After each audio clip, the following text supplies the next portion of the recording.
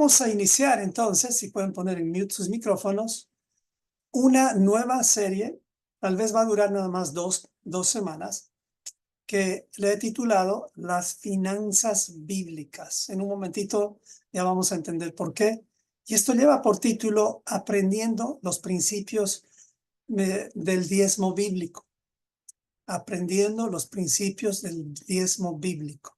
La serie se llama Las finanzas bíblicas. Esto es para la comunidad Prepárate 180, así que vamos a orar. Amado Señor, te pido tu gracia, tu sabiduría y tu misericordia para mí en esta tarde, para que pueda hablar tu palabra sin mezclas, sino más bien ayudando a mis hermanos a que podamos alinear nuestras vidas, especialmente en los temas vitales, de los cuales un día vamos a rendir cuentas. Gracias, Señor, por proveernos tanta confianza, tanta oportunidad, tanta libertad en la cual nosotros lo que tenemos que hacer es aprender a tomar decisiones. Tú no nos estás poniendo un arma detrás de la mente como para amenazarnos. Tú nos estás dando una libertad en la cual somos nosotros los responsables de nuestras acciones y solamente vamos a rendir cuentas a ti y a nadie más. Ayúdanos a entender este principio y a saber que nada en esta vida va a ser simplemente pasado a la ligera, sino como dice tu palabra, toda obra, sea buena o mala, va a ser puesta a juicio en la balanza tuya. Así que ayúdanos a estar conscientes de esta realidad y de aprender a vivir no en tristeza ni en temor de todo o en amarillismos, sino en confiados de que en medio de toda esta situación tú has establecido un camino de gracia y misericordia a través de las instrucciones de Yeshua. Ayúdanos a entender esto, que no es difícil. Lo difícil está en no perseverar. A eso sí sería difícil, pero ayúdanos a entender que los que perseveran hasta el fin, estos son los que van a ser reconciliados o salvados. Queremos ser parte de ese grupo, de ese 5% tal vez, de ese remanente. Ayúdanos en nombre de Yeshua. Amén y amén. Las finanzas bíblicas. ¿Por qué he escogido este tema? Porque dentro de los problemas más grandes que hay en la humanidad, existen tres grandes causas de conflicto y división en una familia. ¿Cuáles creen ustedes que son? A ver, me gustaría escuchar en el chat, en el chat, no necesitan poner el audio. ¿Cuáles creen ustedes que son las tres grandes causas de mayor conflicto, de divorcios, divisiones en una familia o en una sociedad? ¿Cuáles creen que son los tres grandes problemas que causan divisiones, divorcios? A ver si se animan. ¿Qué creen ustedes? Las tres grandes causas. En toda la historia de la humanidad esto no ha cambiado. El orden algunas veces. Ahí dice alguien las finanzas, sí, es cierto. Ahí dice familia, política, dinero, sexualidad, sí, tal cual. También tiene que ver. Exactamente. Hay varias causas, pero dentro de lo que es la consejería, se han clasificado tres como las que siempre están a la cabeza. En general, la primera causa de conflictos siempre es una mala comunicación entre los cónyuges. Escuche bien esto que le estoy diciendo. La primera causa es una mala comunicación, es donde se rompen los puentes.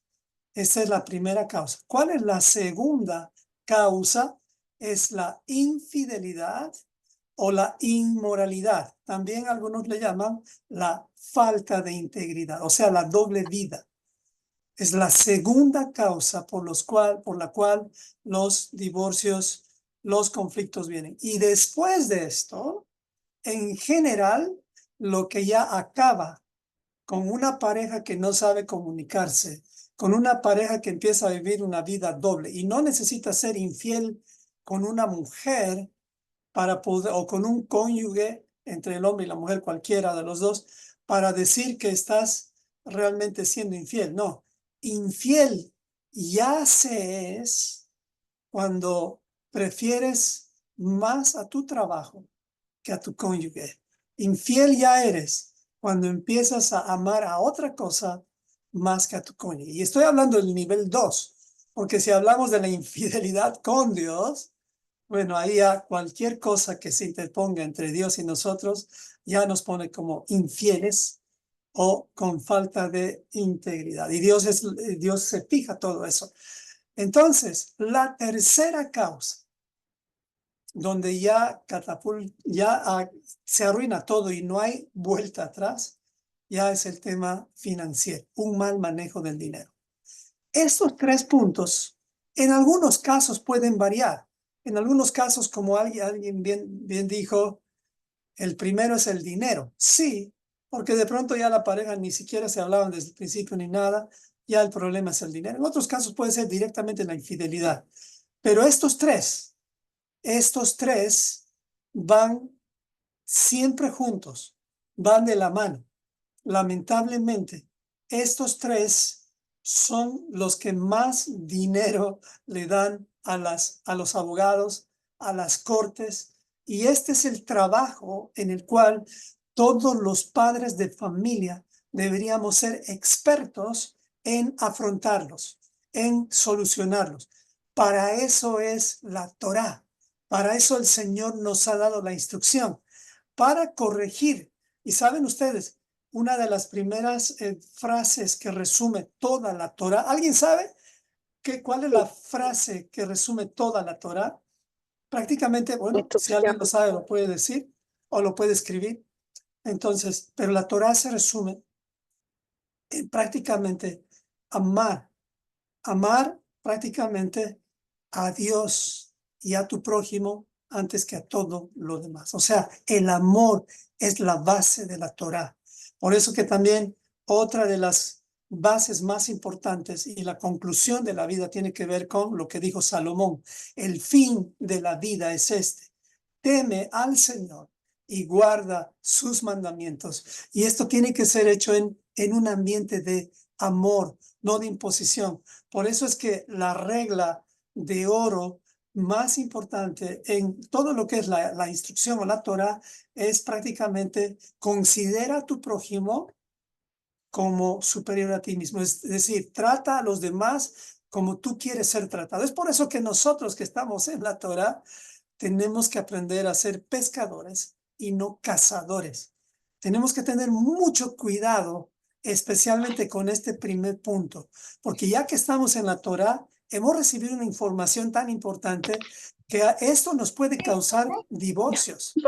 Una mala comunicación, mis amados hermanos, podría causar que nosotros creamos que sabemos todas las cosas y empezamos a dar con la Torá en la cabeza a todo mundo. Y no es la forma, no es la forma. Si tú sabes la Torá, es el momento más bien de empezar a autoevaluarte constantemente, de hacerte siempre un autoanálisis. Así que esa es la base importante de la Torá. Recuerden, 3 causas grandes de conflictos. La pregunta es: ¿en cuáles de estas causas estamos fallando más? Pues generalmente es en la causa que tiene que ver con el bolsillo, el dinero. Lamentablemente esto no sucede solamente en los ambientes cristianos. Si usted revisa las encuestas de Barna, encuestas que hay en general, aún la iglesia cristiana, no estoy hablando si es válido o no el diezmo ahí en un sentido, pero más del 95%, según las encuestas de Barna, no diezman. Es decir, es increíble. Sí dan ofrendas, pero no diezman. Solamente un 5% hace que se mueva de una u otra forma los movimientos religiosos. Ahora, ¿qué hablamos ya de los que estamos en Torá? Bueno, en los que estamos en Torá no hay un estudio de Barna, pero podríamos decir que es muy parecido. Eso quiere decir que lo último en convertirse siempre es el bolsillo, es decir, el tema financiero. Miren, las últimas 2 parábolas, una de ellas habla de los talentos.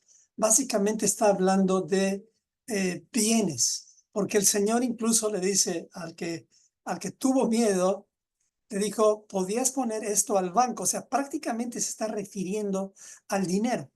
Y yo, decía el señor, podía venir y recoger por lo menos mis intereses. Y estamos hablando del banco, te dan un interés muy bajo, pero eso es mejor que el temor. El temor, ese temor que te hace no obedecer al Señor. Entonces, recuerden, el Señor nos va a pedir cuentas de nuestras obras. Y se va a sorprender en este estudio porque va a ver cuán conectado está el tema del dinero. Ya de entrada también les anticipo, no estoy haciendo este estudio simplemente porque quiero que den diezmos o ustedes empiecen a aportar más. No, en absoluto, jamás mi familia y yo hemos sido desamparados. Siempre el Señor ha tenido unos cuantos fieles, y eso les diré, siempre ha habido en nuestro caminar fieles que han sabido de una u otra forma ser como el canal de bendición para nuestras vidas. Y estas personas fieles no son ni siquiera ricos ni millonarios, simplemente estas personas fieles, que no es necesario mencionar los nombres, han sabido de alguna forma entender la importancia de honrar a Dios a través justamente del dar. Y doy gracias a Dios siempre por estas familias. Y pues gracias que el Señor un día recompense. No menciono nombres ni nada, por razones obviamente de que no quiero que pierdan su recompensa. Así que el tema que vamos a escoger hoy es el tema 3, el mal manejo del dinero. Tenemos en Prepárate un buen estudio sobre finanzas. Si alguna vez usted quiere reunirse, si el Señor me da más vida, y espero que sí, pienso, tengo muchos planes todavía por delante, y como he hecho con varias familias, les hemos enseñado a retomar las finanzas de una manera bíblica, tal punto que así como para niños, llevarlos de la manito. Tenemos un sistema, nunca lo hemos ofrecido a todos, pero sí, se los ofrecemos apenas el Señor me dé más fuerzas. Es un sistema de presupuesto muy bonito que te ayuda a organizarte.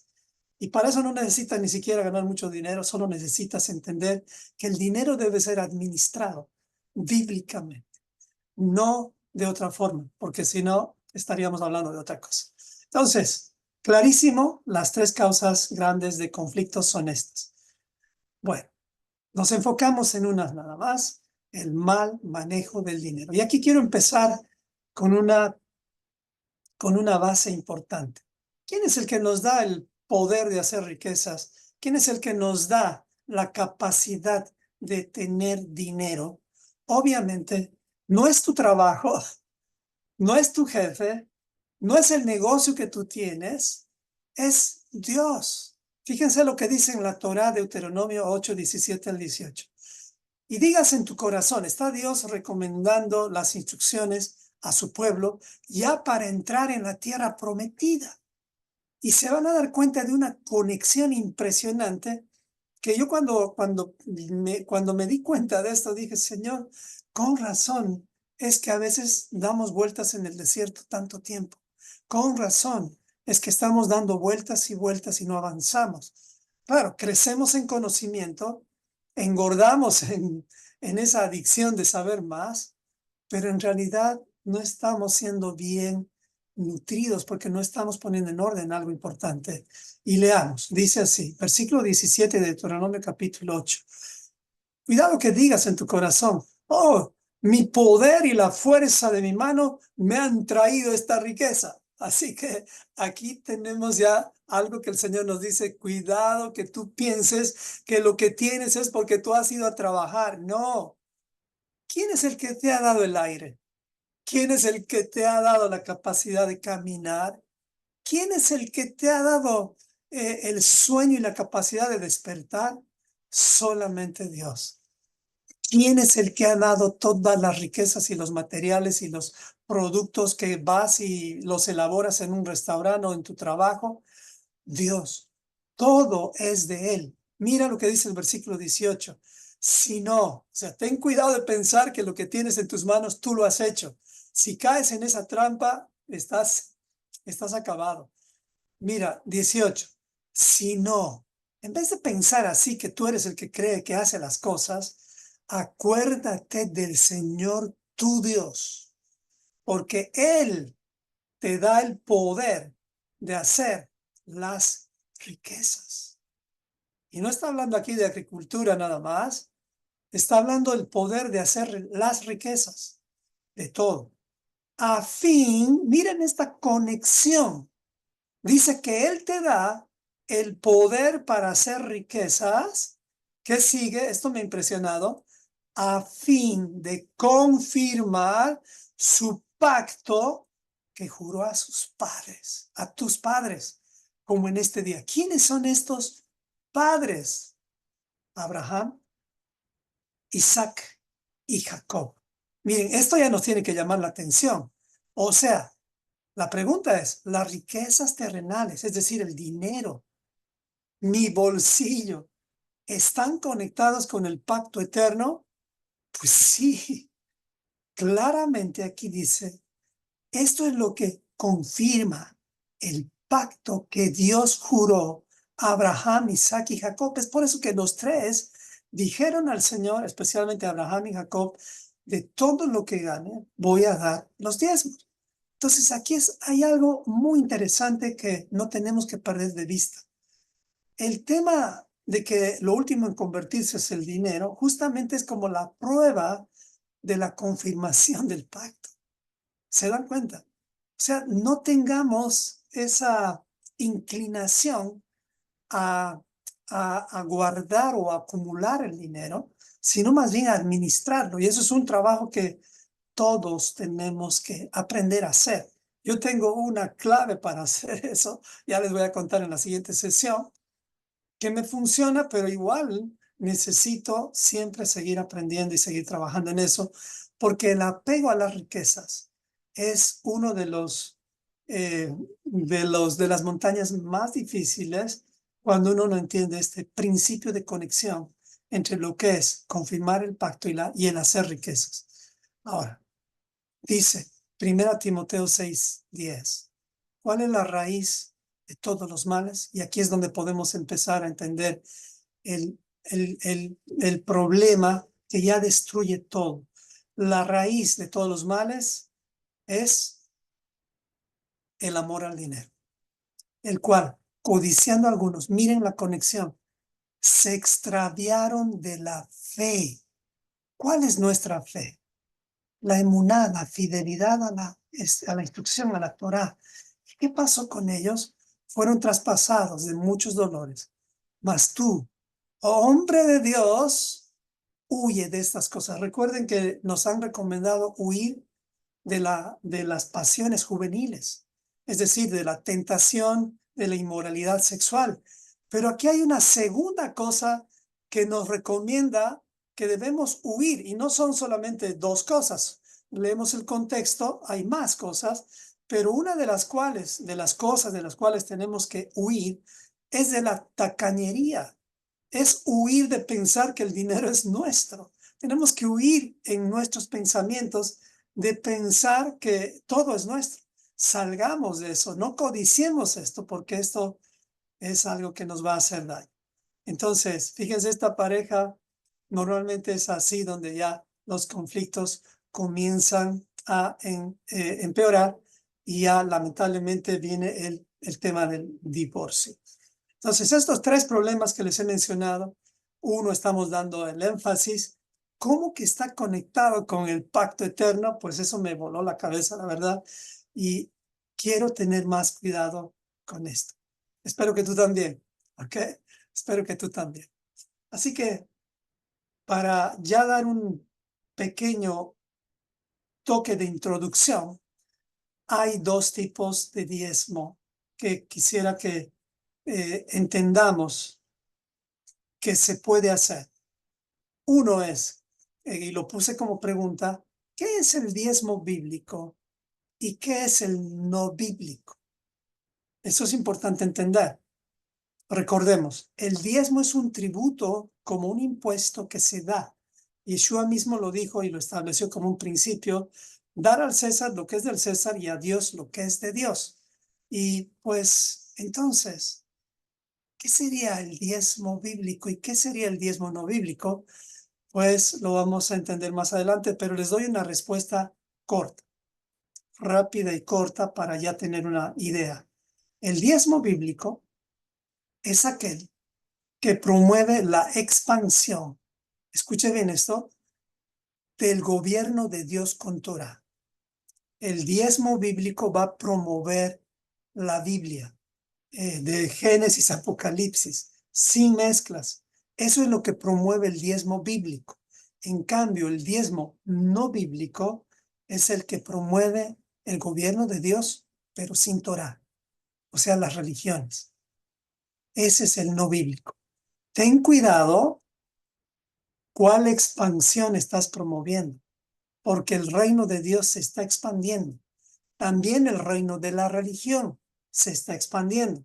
Los del reino de la religión piensan en construir templos y cada vez más grandes y hacer más actividades y más eventos.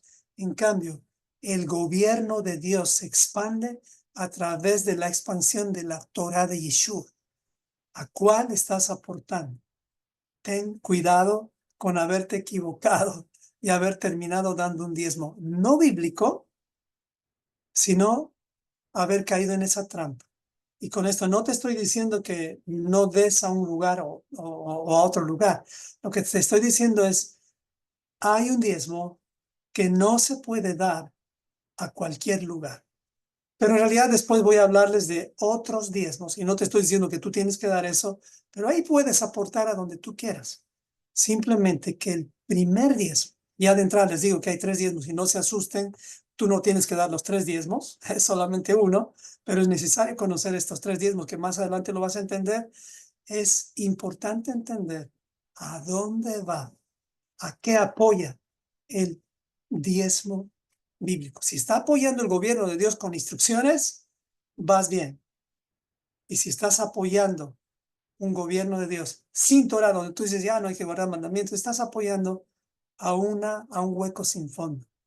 Entonces tengamos que, ahora peor, si no apoyas a ninguno de los dos lados, bueno, ahí ya estás peor que un tibio. ¿Me explico? Entonces, ya eso es otro nivel de, no solamente de amor al dinero, es un nivel de tacañería más elevado, porque en realidad Dios es un Dios dador y Él quiere que nosotros seamos como Él, dadores, porque nada es nuestro y nada nos vamos a llevar. Todo es de Él y pues tenemos que aprender a rendir cuentas a Él. Esa es la respuesta corta. Hoy vamos a ser como más técnicos, la siguiente semana ya vamos a ser más prácticos. Entonces, el diezmo es una provisión, es algo que recibimos. Y la pregunta es, ¿quién es el que te da la provisión? Son preguntas casi obvias que estoy haciendo, pero nos van a ir abriendo la cabeza porque ya después cuando ya entremos a los temas de base, se va a entender mejor. ¿Quién es el que te da la provisión? Pues la Biblia responde en Filipenses 4:19 y dice, mi Dios proveerá a todas vuestras necesidades, conforme a sus riquezas en gloria en Cristo Jesús. Ok, quiero que se enfoquen en la palabra proveerá, que es la palabra provisión. ¿Qué significa la palabra provisión? Eso lo vamos a ver en un momentito, pero déjenme ver un versículo más que nos ayuda a entender que la provisión es completa, no es solamente material. El Señor provee todo, absolutamente todo. Y con esto quiero mostrarles el pasaje que ocurrió con Abraham cuando Isaac le pregunta a su padre y le dice, ¿y dónde está el cordero? ¿Dónde está el sacrificio? Y Abraham responde, Dios proveerá para sí el cordero para el holocausto, hijo mío. Y los dos iban juntos. Fíjense esa fe de Abraham, la cual tú y yo tenemos que aprender a tenerla. Dios proveerá. Entonces, la palabra provisión, ¿alguien sabe lo que significa la palabra provisión? ¿Qué significa la palabra provisión? A ver, les doy oportunidad en el chat. ¿De dónde viene esta palabra provisión? Es muy sencillo. A ver, estudiantes de la Biblia, de etimología, de las palabras, ¿de dónde viene esta palabra provisión? A ver, bueno, si no se animan y por el tema del tiempo yo voy a ir avanzando. Bueno, la palabra provisión, ya respondieron algunos, proveer, sí, claro que Dios, claro que sí. Pero bueno, la palabra pro simplemente es para. Pro es para y visión es la visión. Miren nada más. O sea, cuando Dios dice, Dios te va a dar provisión, Él te está dando para la visión. O sea, todo lo que tú tienes en tus manos, toda la provisión que tú tienes, es para la visión de Dios. No es para la visión del hombre. En otras palabras, todo lo que Dios ha puesto en tus manos es para expandir su visión, no la visión del hombre. A Dios no le interesa construir templos. A Dios no le interesa llenar estadios. A Dios le interesa expandir su visión eterna a través de alcanzar a las personas. Eso es lo que Dios promete proveer en tus manos. Todos los recursos para que tú te encargues de tu familia, de tus hijos, y uses tu dinero, uses el dinero, las riquezas, para llevar a toda tu familia a la Torá.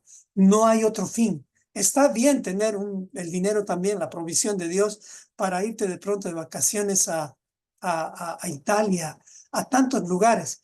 Eso es parte también de la provisión de Dios. Claro que sí, pero en esencia la provisión de Dios es para la visión de Dios. Es para eso. Entonces, nunca olvidemos este principio. Él es el que te da tu provisión y es para expandir la visión de Dios, no la visión del hombre. Muy sencillo entender esto, no hay gran profundidad ni nada, pero eso es importante. Y esto habíamos hecho como pregunta la anterior semana. ¿Tú sabes para qué Dios nos puso aquí en la tierra? Respuesta rápida, ya la habíamos dicho, es simplemente para que el hombre administre la provisión de Dios. Es decir, todo lo que Dios pone en nuestras manos es para nuestro propio beneficio. Y dentro de este beneficio, obviamente, con Torah, es que nosotros vamos a poder vivir como Él quiere que vivamos, gozando de los bienes de la tierra, gozando del fruto de cada uno de ellos, con nuestras familias. Ese ha sido el plan de Dios desde el principio con Adán y Eva. Él provee para ese propósito. El Señor no provee para otros propósitos. Es más, el Señor está sorprendido cuando alguien empieza a usar su dinero para proveer cosas contrarias a la Torá. Eso es algo que no nos damos cuenta todavía, pero es como una traición. Es como que alguien confíe, tú estás trabajando en una empresa, vamos a decir en Coca-Cola, y cuando tú vas a Coca-Cola, todo el sueldo que te dan lo estás utilizando en la competencia más grande de Coca-Cola y vas con Pepsi. ¿Me explico? Eso es deshonesto, es como sorprende aún al hombre cuando uno usa el dinero para otra visión. ¿Y cuál es el gran problema que el hombre tiene? No entiende para qué está aquí en la tierra. Ese es el gran problema.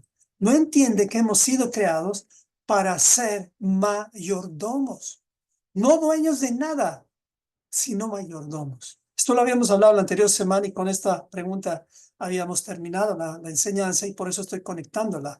¿Y qué significa la palabra mayordomo? Rápidamente, del latín viene, es el mayor o el principal de la casa, también del griego, el que administra una casa basándose en una ley. O sea, un mayordomo no puede vivir sin un manual de funciones. Dios le dio a Adán y Eva un manual de funciones desde el principio. Entonces, nosotros no somos mayordomos a nuestras propias decisiones, sino somos mayordomos en base a las instrucciones de Dios. Desde el principio, antes del pecado y también después del pecado. La palabra mayordomo también viene del hebreo zar, que significa aquel que está a la cabeza. El distribuidor en la casa, el supervisor, un gerente, un empleado, un agente en esa capacidad. Eso es lo que nosotros tenemos que aprender a hacer. Administradores, no dueños. También viene la palabra de hebrea meshek, que quiere decir adquirir, poseer, el administrador de mis bienes. Esto es un relato de Génesis 15. Asher, el que está sobre una casa. Esto también es el relato de Faraón con José. Ese es un mayordomo. El mayordomo de Abraham era su criado, justamente que fue a buscar esposa para Isaac. El mayordomo en Egipto fue José, como una figura de Yeshua. Fíjense bien, ya Dios mostrándonos la función nuestra aún después del pecado. Y simplemente en un diccionario encontramos que mayordomo es el representante principal del propietario, quien es el que administra sus bienes. A eso hemos sido llamados, para eso hemos sido creados, ya lo hemos demostrado y se los vemos a los versículos aquí, donde está la primera vez que se habla de mayordomía, Génesis 1, 26 y 28, donde Dios le dice al hombre, donde Dios hace al hombre y dice, hagamos al hombre a nuestra imagen, conforme a nuestra semejanza, y señoré, o sea, sea mayordomo sobre toda la creación. Y ahí Dios los bendijo, versículo 28. Esto no lo estoy leyendo ya porque lo hice la anterior semana. Lo pone más claro Dios en el siguiente pasaje, en el siguiente capítulo de Génesis 2, donde dice, tomó pues el Señor Dios al hombre. Es como decir, cuando alguien te está poniendo en el cargo de algo, te pone como gerente. Ahora tú eres el gerente, eres el nuevo administrador. Y bueno, aquí no era el nuevo administrador, era el primer administrador. Y bueno, gracias a Dios bien vino el segundo administrador, el segundo Adán, quien corrigió todas las cosas, porque el primer administrador falló. Entonces tomó Dios al primer administrador y lo puso en el huerto del Edén. ¿Cambió el propósito? No. El propósito en el Edén es el mismo. Hermanos amados, no vamos a volver al Edén con alitas a volar como angelitos, como nos ha contado la religión. Vamos a volver al Edén, a la casa eterna, para labrar y guardar el jardín. Eso es lo que vamos a hacer, ya habiendo conocido todo lo que ahora conocemos. Y obviamente ahí la fidelidad nuestra a nuestro Padre va a ser mayor. No podemos por eso tirarle piedras ni siquiera a Caín, porque Caín no tuvo la ventaja que tú y yo tenemos de haber conocido la historia. Él cometió el primer asesinato, pero él no tenía la información que tú y yo tenemos. Así que no le tiremos piedras a Caín, porque de pronto lo vamos a volver a ver. Y mandó el Señor Dios al hombre diciendo, de todo árbol del huerto podrás comer. Aquí está la primera instrucción, la Torá número 1, si quieres, sencilla. De todo árbol del huerto podrás comer, más del árbol de la ciencia del bien y del mal no comerás. O sea, Dios no quiere que comamos de árboles mezclados. Recuerde, la palabra árbol también significa fuente de sabiduría. Eso también significa la palabra árbol. Más de toda fuente de sabiduría mezclada no debes comer. O sea, ¿qué es una fuente de sabiduría mezclada? Es todo lo que no tiene Torá. Todo lo que no tiene Torá está mezclado, genéticamente modificado. ¿Qué es la Torá? Es lo que purifica. La Torá es lo que te hace remanente. La Torá es lo que hace que todo se vuelva puro. Porque el día que comas de la fuente de la mezcla de la sabiduría, vas a morir. O sea, ahí estás metiendo un cáncer que no tiene más remedio que la muerte. Voy a tener que matarte para volverte a hacer. Eso nos está diciendo el Señor. Y esto es importante entender. No hay otro remedio que la muerte. Es por eso que todos vamos a morir y más nos vale morir con la visa en la mano, es decir, para volver a entrar al Edén. Esta palabra labrar, que es el propósito por el cual hemos estado, número 1, es la palabra trabajar. O sea, estamos regresando al Edén para trabajar, servir, arar, cultivar, adorar. Claro, hay muchos que directamente cuando se les pregunta ¿para qué Dios nos puso en la tierra? Para adorar. Sí, es verdad. Pero a veces eso suena demasiado espiritual cuando uno no entiende ciertos principios de mayordomía. La mejor adoración es mostrarle al Señor nuestra fe con obras. O sea, no con palabras, con canciones, porque a veces se confunde mucho este término o adorar. Entonces, la palabra labrar es una acción que demuestra que tú estás realmente obedeciendo la instrucción de Dios. Y la palabra guardar es una palabra que revela fidelidad, porque estás poniendo un muro de protección a eso que estás guardando. ¿Dónde estuvo Adán cuando Eva fue tentada? Es ahí donde Adán no puso un cerco, no estaba en el lugar correcto, en el lugar preciso, en el momento de la tentación. Pero bueno, Dios nos muestra esto para que el hombre siempre tome su lugar y no nos desviemos del lugar correcto en el cual tenemos que estar. Entonces, la primera vez que se menciona la palabra mayordomía en la Biblia es Génesis. No olvidemos esto. El propósito de Dios para nosotros es aprender a desarrollar, labrar la tierra, trabajar, sacarle el mayor potencial y luego conservarla, cuidarla.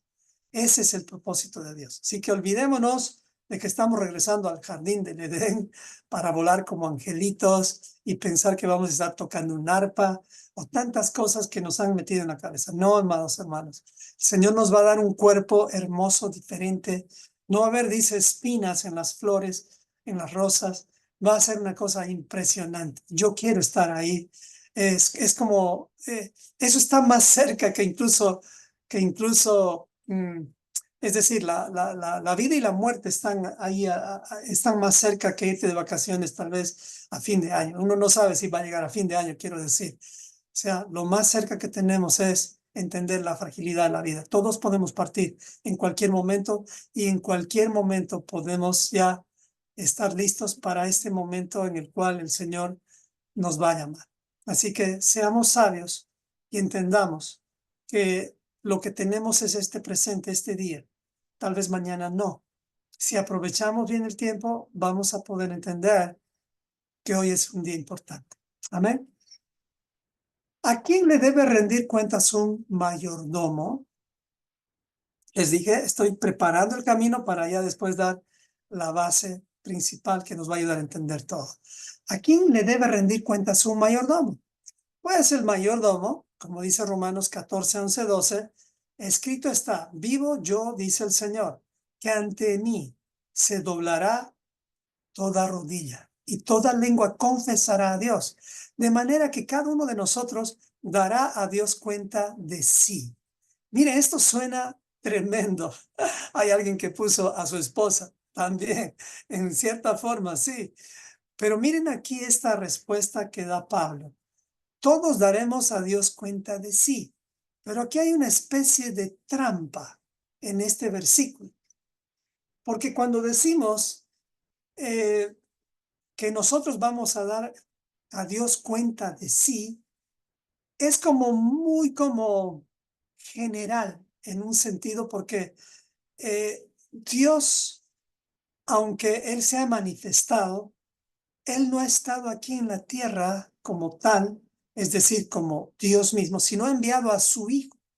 En otras palabras, aquí la trampa está en esto. Y es por eso que cuando uno está regresando a las raíces hebreas de la fe, espero que no sean las raíces hebreas de las denominaciones que se están creando a lo largo de la tierra, sino las raíces de la fe bíblica, donde estudiamos de Génesis hasta Apocalipsis, y donde no se elimina a Yeshua.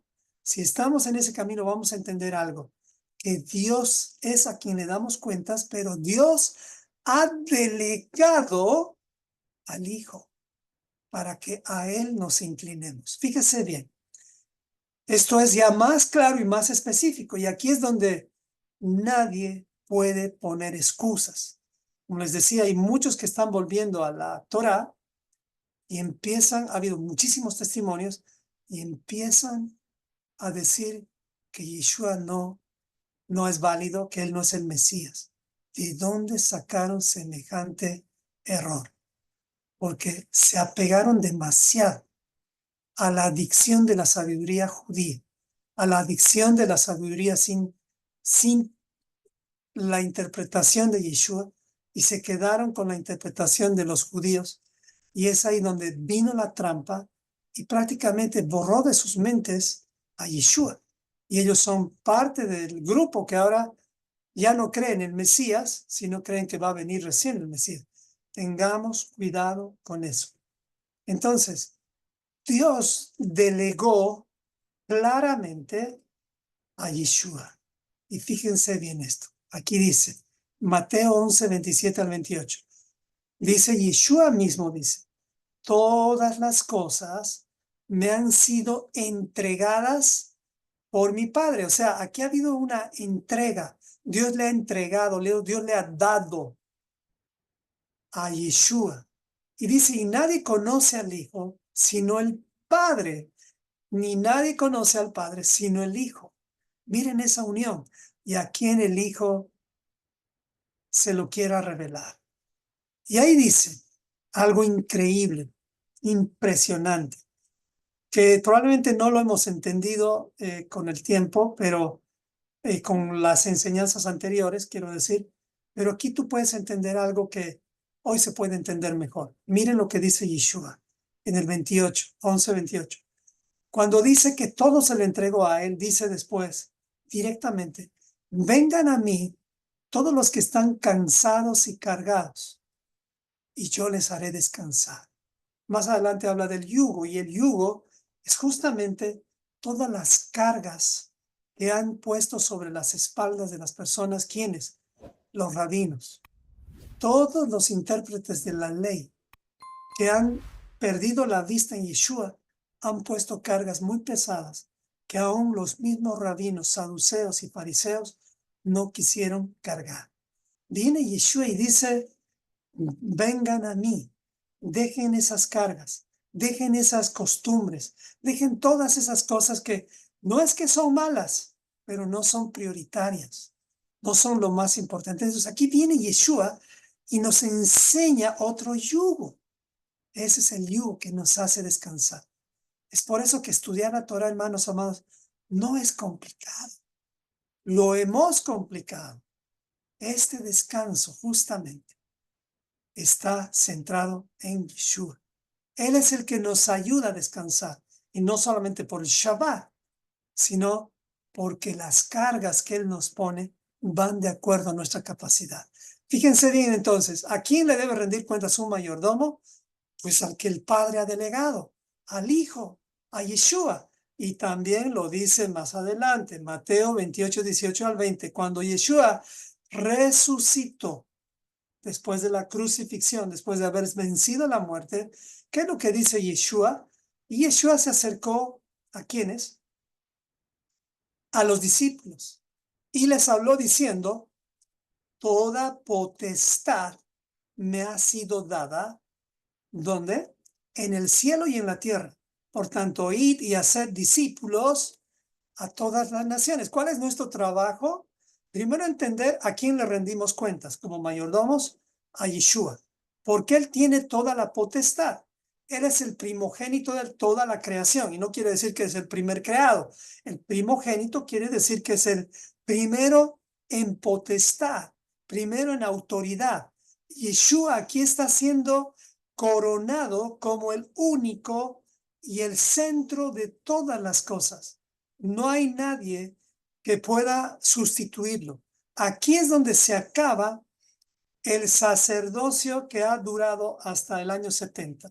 Ya después vamos a hablar un poquito de eso. Pero toda potestad se le entregó a Yeshua. No es que aquí Yeshua solamente le quitó la autoridad a Satanás. No, eso también pasó aquí con la victoria sobre la muerte. Sino lo que ocurrió es que se quitó la autoridad del discipulado. Por eso dice, después de que él recibe toda potestad, por tanto, vayan y hagan discípulos a todas las naciones. No voy a leer lo que sigue porque eso está agregado. Voy a leer directamente el 20 y dice, enséñenles a guardar todas las cosas que les he mandado. Y aquí yo estoy con ustedes todos los días hasta el fin del mundo. Miren, en la cuenta del Homer lo que estamos haciendo es aprender desde Mateo 3 todas las enseñanzas básicas de Yeshua. Si tú las has estado siguiendo, porque ya estamos en el tiempo de los hechos donde está la aplicación, te aseguro que has agregado valor a tu vida. Si no lo hiciste, pues te perdiste algo, pero todavía estás vivo, hay oportunidades más adelante, pero el próximo año no desaproveches esta oportunidad. Y además no solo el próximo año, cada oportunidad que tengamos. Ahora estamos en el tiempo de los hechos, el cómo se vive la vida en la Torah. En eso estamos. Miren, entonces, la respuesta es que a quién se debe rendir cuentas es a Yeshua, porque a él se le dio toda la autoridad. Entonces, quien tiene la autoridad, restauración y potestad antes de... O sea, perdón, aquí estoy entrando en una pregunta. Entonces, la respuesta ya está más clara. No es a ningún otro rabino, no es a ningún otro hombre, es solamente a Yeshua, porque a él el Padre, a quien le damos cuentas, le delegó la autoridad sobre todo. Ahora, ¿quién tenía la autoridad, restauración y potestad antes de Yeshua? No estoy hablando de Satanás, no estoy hablando de Lucifer, porque aquí Lucifer ya fue derrotado completamente. Pero aquí hay algo impresionante que tenemos que entender con el tema de las finanzas que estamos hablando hoy. ¿Quién tenía la autoridad de restauración y potestad antes que se le entregue esto a Yeshua? Esto es algo que vamos a aprender. Muy bien. Sé que esto está siendo un poquito técnico, pero tengan paciencia que así vamos a ir armando. Entonces, esta pregunta la vamos a responder más adelante porque es importante. Nada más te la dejo a ti. ¿Quién tenía la autoridad de restauración y de potestad antes de Yeshua? Porque si se le ha entregado a él algo, alguien tenía esta autoridad. Bueno, se los dejo. Y no es Satanás, no estamos hablando de Satanás, porque Satanás no tiene la autoridad de restauración. A él no le interesa la restauración.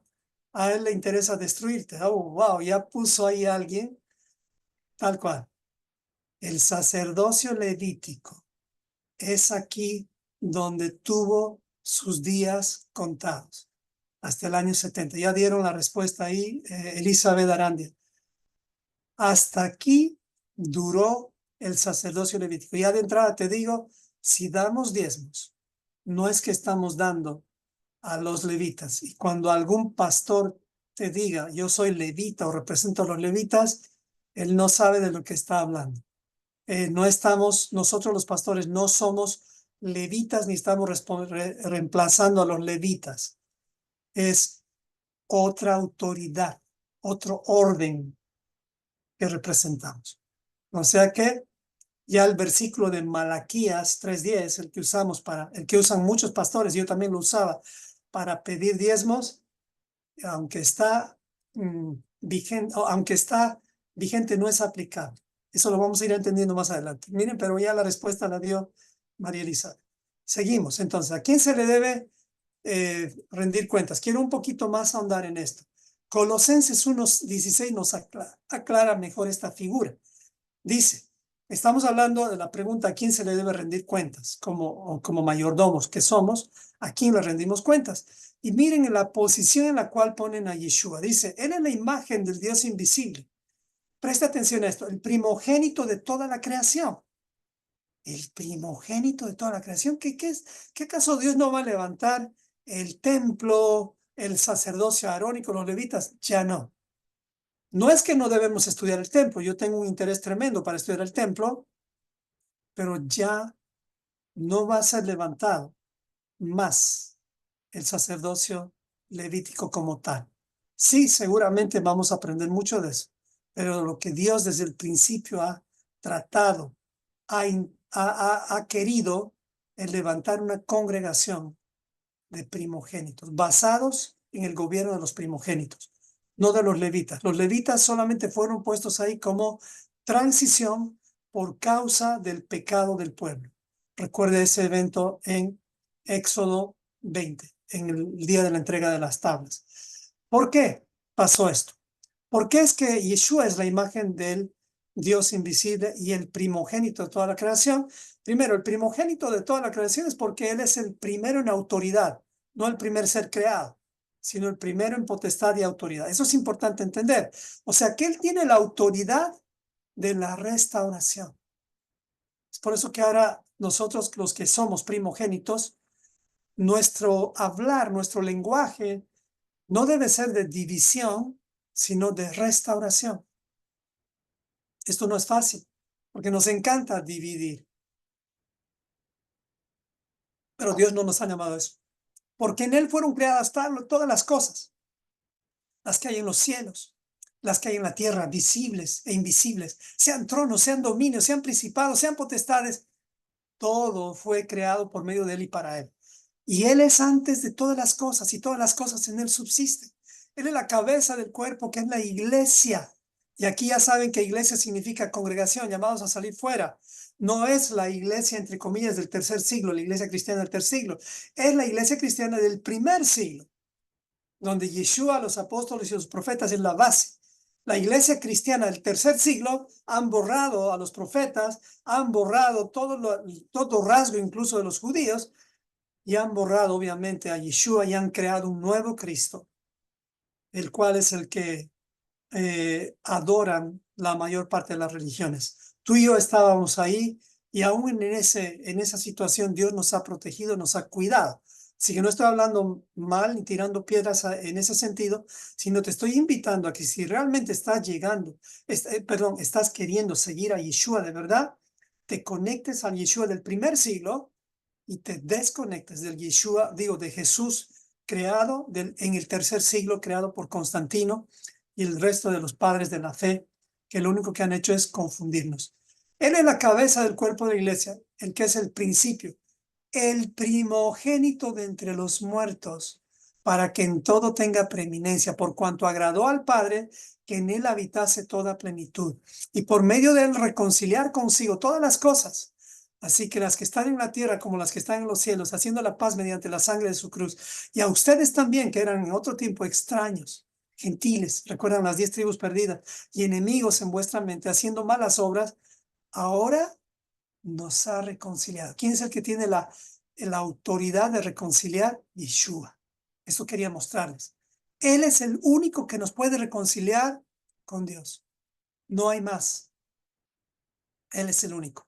¿Cómo nos reconcilió? En su cuerpo, en su carne, por medio de la muerte, para presentarnos santos y sin mancha, irreprensibles delante de Dios. Si en verdad permanecemos fundados y firmes, aquí le puedes poner la Torah de Yeshua, en la Torah de Yeshua, o sea, en la fe, en la emuná, sin movernos de esta esperanza del evangelio que han oído, el cual se predica en toda la creación que está debajo del cielo, del cual yo, Pablo, fui hecho ministro. Por lo tanto, un mayordomo bíblico va a rendir cuentas solamente a Yeshua, porque Él es el rey de toda la creación, especialmente de los mayordomos. Espero que esto esté muy claro. Estamos hablando del tema de las finanzas y es aquí donde un mayordomo debe saber a quién le debe rendir cuentas. Así, esperemos que esto esté claro, que no se te vaya eso. Y pues, si este Yeshua es a quien rendimos cuentas, Yeshua tiene que pertenecer a una clase o a un orden o a un sistema de gobierno. Y la pregunta es, ¿y cuántos tipos de gobierno hay? ¿O de restauradores hay? ¿Cuáles son los tipos de puentes que Dios ha establecido? Pues solamente hay dos. Tal vez esto ya va a ser un poquito nuevo para ti y para algunos no, pero esto nos va a aclarar mucho la figura. Yeshua representa solamente un orden o una clase o un sistema de autoridad.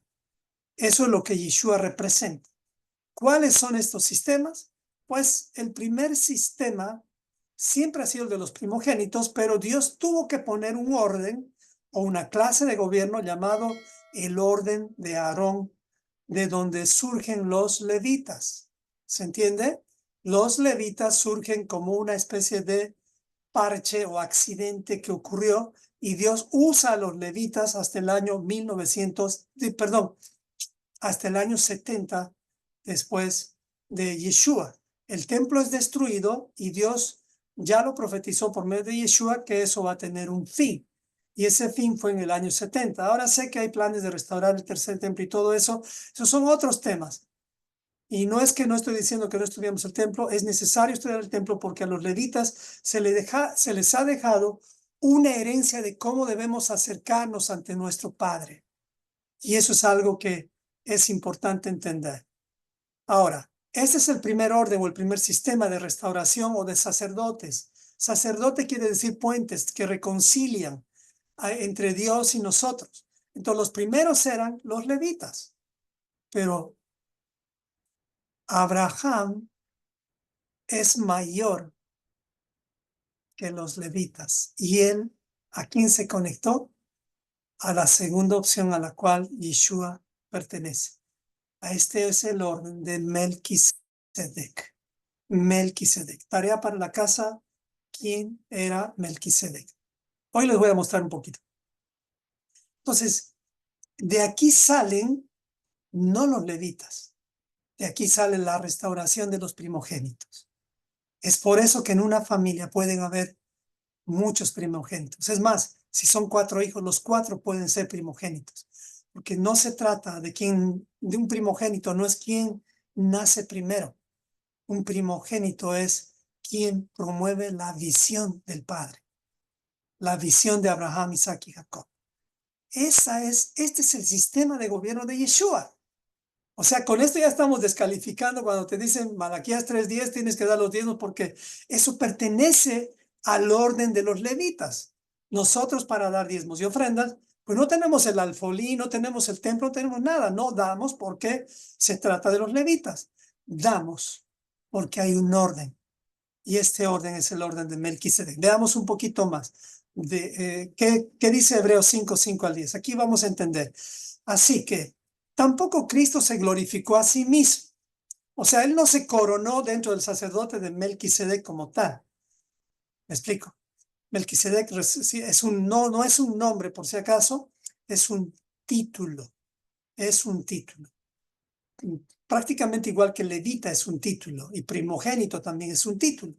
Bueno, así tampoco Cristo se glorificó a sí mismo hacer sumo sacerdote. No, Yeshua no vino y dijo yo soy el sumo sacerdote, sino que el Padre lo puso como tal, sino que le dijo, tú eres mi hijo, y aquí se debería acabar todo conflicto en que si Dios es Yeshua y Yeshua es Dios, porque no puede ser Dios sacerdote al mismo tiempo. Aquí dice, tú eres mi hijo, yo te he engendrado hoy. Como también dice en otro lugar, tú eres sacerdote, o sea, restaurador para siempre, según el orden de Melquisedec.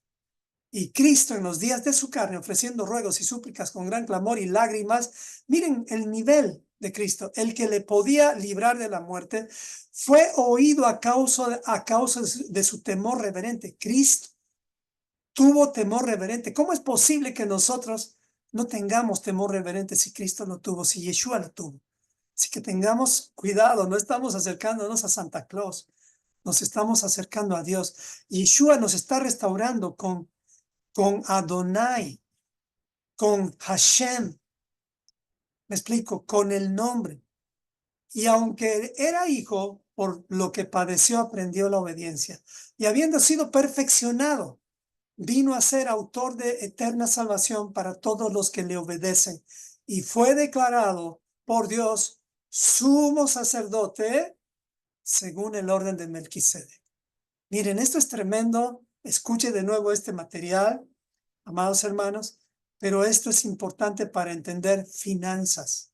Porque cuando hablamos de finanzas, recuerden, tu dinero, no, ni siquiera es tu dinero, el dinero es una provisión, o sea, es para una visión.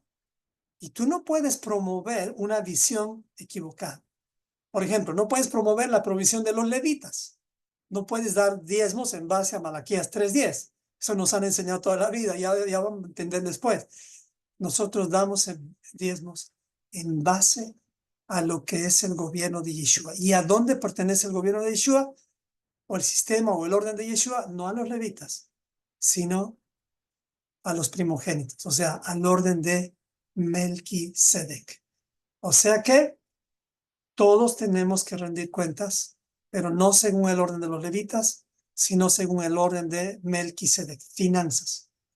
¿A dónde debe ir nuestro dinero? Bueno, el dinero. El principio de la primera mención nos va a mostrar cómo es que se comenzó a dar los diezmos. Y el principio de la primera mención, ¿alguien sabe qué significa el principio de la primera mención? Lo puede escribir en el chat. Esto es sumamente importante porque esto establece un fundamento que nadie lo puede cambiar. Y esto es lo que vamos a usar para entender cómo es que se debe administrar el dinero. Bueno, ya que no hay voluntarias para decir en texto, ya puso alguien, la primera vez que se menciona algo. Exactamente. El principio de la primera mención es la primera vez que se establece algo como fundamento. Por eso es que la Torah no puede ser removida. El principio de la primera mención de los 66 libros es Génesis, Éxodo, Levítico, Números y Deuteronomio. Tú no puedes estudiar el resto de la Biblia sin conocer primero la primera mención, es decir, la Torah. Eso es como, como tratar de construir un árbol a través de los frutos y después poner la raíz. Es como construir un edificio empezando por las ventanas y las puertas y después poner el fundamento. Eso es lo que nos han metido en la cabeza, tanto así que Marción del Ponto nos ha hecho creer que el Dios del Antiguo Testamento es el malo y el Dios del Nuevo Testamento es el Dios bueno y de la gracia.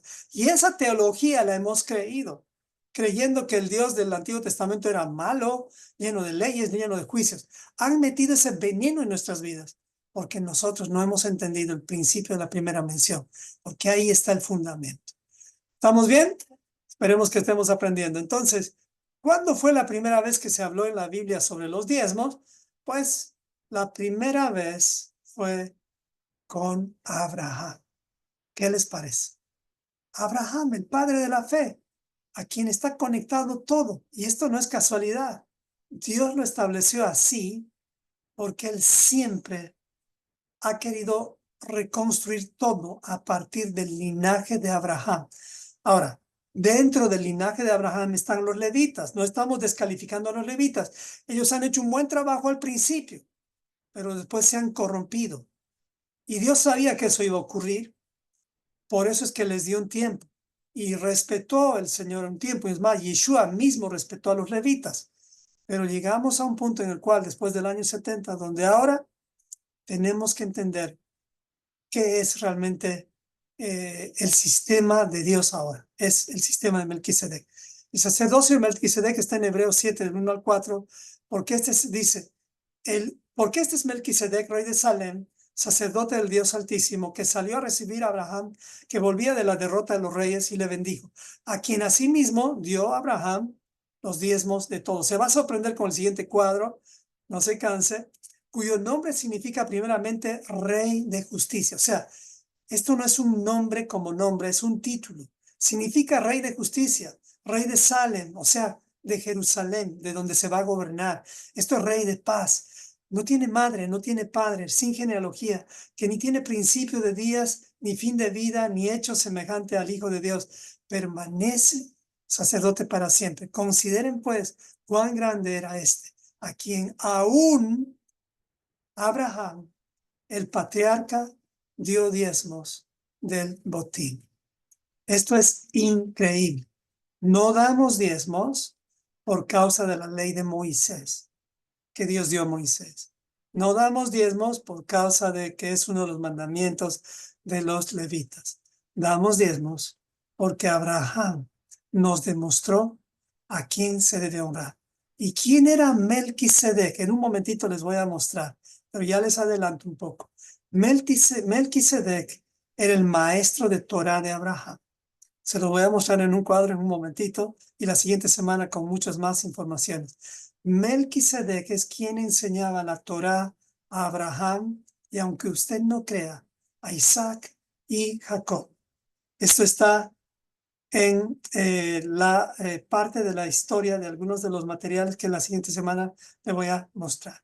Melquisedec, entonces, era quien instruyó a Abraham casi por 39 años, desde pequeño, porque él no vivía lejos, ellos vivían cerca. Eso es otro asunto, pero en Génesis 14, 18 al 20 dice así, lo que está hablando Hebreo lo confirma. Este Melquisedec, rey de Salem y sacerdote del Dios Altísimo, sacó pan y vino. ¿Esto qué significa? ¿Quién saca pan y vino con un extraño? Nadie, porque el pan y el vino es algo familiar. ¿Y qué pasó con Melquisedec? ¿Acaso él no, o sea, con este rey de Salem? ¿Él acaso no sabía que Abraham estaba yendo a enfrentarse a los reyes de Sodoma y Gomorra? Claro que él sabía. Por eso es que después de la victoria, con menos de 400 hombres frente a un ejército enorme, Melquisedec va y celebra familiarmente con Abraham la victoria. Y le bendijo diciendo, bendito sea Abraham, el Dios Altísimo, creador de los cielos y de la tierra. Y bendito sea el Dios Altísimo, que entregó tus enemigos en tu mano. Y Abraham le dio los diezmos de todo. Y aquí tenemos que entender, Abraham no era levita, Abraham no era agricultor, Abraham no estaba dándole granos como nos han enseñado, que solamente los que tienen granos dan. No, Abraham dio el diezmo de todo. ¿Ok? Entonces, la primera vez que se menciona la palabra como tal diezmos es cuando Abraham, nuestro padre, nos da el modelo de a quién se le debe de dar. Eso es importante, a quién se le debe de dar. Y es al orden o al sistema de Melquisedec, y este es el sistema de Yeshua. Ok, fíjese este cuadro, ya estamos terminando. Este cuadro le va a encantar. Este es un cuadro de Ken Hovind, que a mí me encanta, la verdad. Fíjese desde Adán, ¿cuántos años vivió? 930 años. Pero estas 10 generaciones hasta Noé, Noé está aquí. Miren, nos demuestra algo impresionante. Noé tuvo 3 hijos, Sem, Cam y Jafet. ¿Estamos bien? Noé tuvo 3 hijos, Sem, Cam y Jafet. ¿Quién fue el primogénito de Noé? Sem, porque él continuó con la visión. Ahora, me gustaría que se fijen en esta línea azul, la que tengo acá, y fíjense Noé cuántos años vivió después del diluvio. El diluvio vino aquí, en esta línea azul, y luego Noé vivió 448 años más. ¿Puede creer eso? Noé vivió 950 años en total. Eso está en la Biblia. 500 a casi 600 años, no, 500 años antes del diluvio y 450 años, 448 exactamente después del diluvio. Ok, fíjese, entonces quiere decir que su hijo Shem estaba junto con Noé después del diluvio. Claro que sí. Y fíjese lo que pasó con Shem. Vivió 600 años. ¿Y quién más vivió junto con Noé y con Sem? Se va a sorprender. Abraham. Fíjese bien. Abraham vivió en la misma línea, y se lo voy a poner aquí. Fíjese, hasta aquí está Abraham nace. Fíjese, en esta línea amarilla nace Abraham y Noé está vivo. Sem está vivo. O sea que si vemos este cuadro, Abraham conoció a Sem, quien era Melquisedec, según los estudios. Este Sem es el rey de Salem o Melquisedec. ¿Me explico? Y fíjense lo impresionante que aún Noé todavía estaba vivo. Eso quiere decir que, si usted se fija en la línea, Abraham conoció a Noé según este cuadro de longevidad. Esto me impresionó.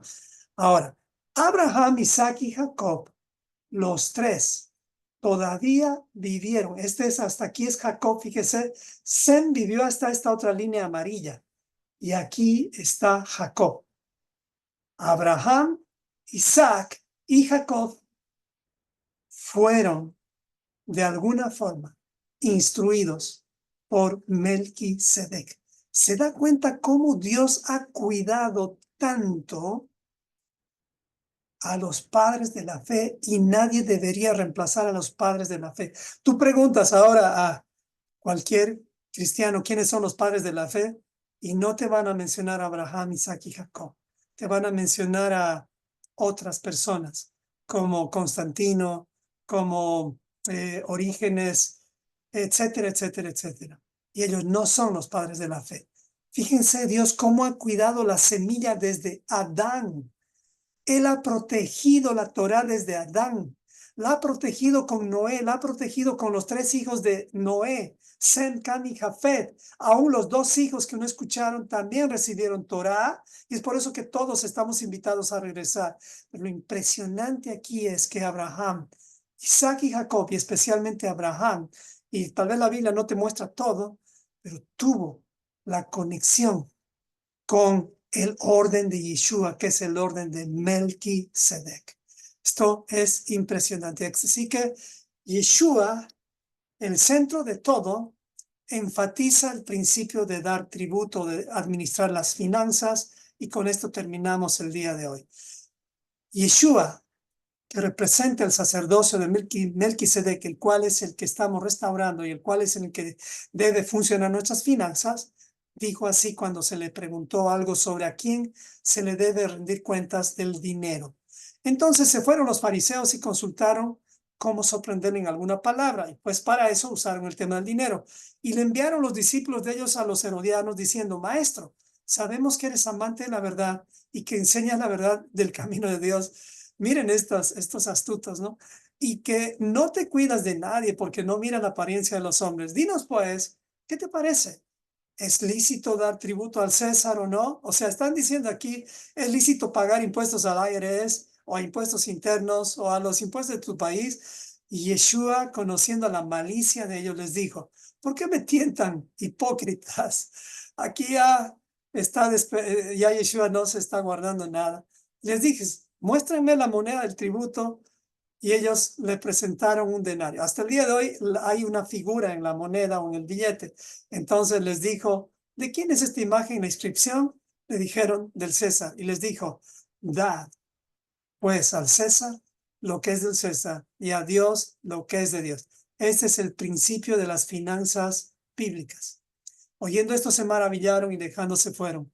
Y esta palabra tributo se refiere a ofrecer y manifestar, venerar como prueba de agradecimiento o admiración. Desde el Edén, Dios siempre ha esperado que nosotros le demos tributo. En otras palabras, un mayordomo debe dar fruto a su Señor. Es por eso que los diezmos o las finanzas tienen que ser administradas bíblicamente, porque si no las administramos bíblicamente, estamos cometiendo el error de expandir un reino sin Torah y no el reino con Torah. También la palabra tributo, esta misma, quiere decir impuesto, tributación, gravamen, contribución, carga, imposición, gaveta, arbitrio, cuota, tasa, arancel, derrama y diezmo. Entonces, el principio número uno con el cual quiero terminar el día de hoy esta enseñanza es el principio de las finanzas. Básico es dar al César lo que es del César y a Dios lo que es de Dios. Hasta aquí hemos llegado. Espero que esta clase un poco técnica les haya dado una base nada más. Vamos a orar. Espero que mi esposita esté lista. Y pues el equilibrio lo vemos en esta balanza aquí, en tener nuestro corazón, es decir, nuestro amor, nunca por encima ni por debajo del dinero, siempre nivelado. ¿Por qué razón? Porque nosotros no tenemos que vivir desequilibrados, sino equilibrados. Amén. Oremos entonces. Amén. Gracias, Rey. Saludos, familia. Importante es reconocer que Él es el que nos da la habilidad de hacer riquezas, ¿no? A veces uno piensa es por mi fuerza o mi inteligencia o mi capacidad, pero siempre recordar que Él es el que nos da la habilidad de tener riquezas. Y también que todos los mandamientos son para nuestra protección, ¿no? El diezmar nos ayuda a no tener el amor al dinero, porque el dinero no es el problema, sino el amor al dinero, ¿no? Entonces, este mandamiento de diezmar ayuda a que nuestro corazón esté alejado de todo lo que Dios no quiere, ambiciones y todo, ¿no? Que la Biblia también compara al dinero con un Dios, dice que no podemos servir a dos señores. Entonces, tenemos que tener mucho cuidado con esta parte.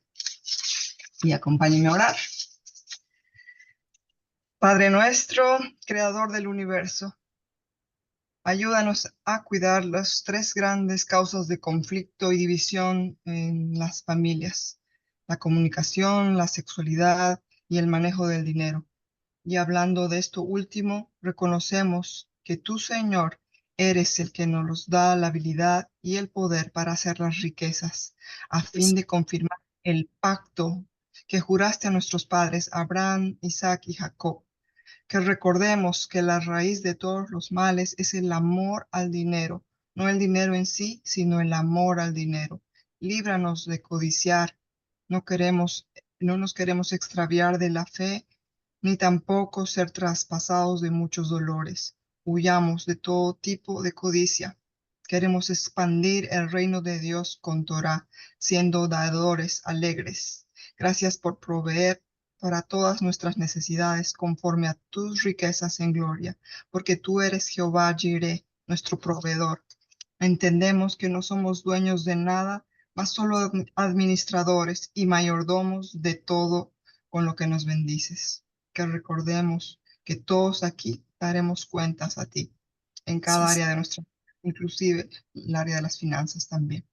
Te doy gracias por cada familia, cada persona aquí presente, Señor, y que tu paz sea con nosotros y en Jerusalén. En el nombre de Yeshua. Amén y amén. amén, familia.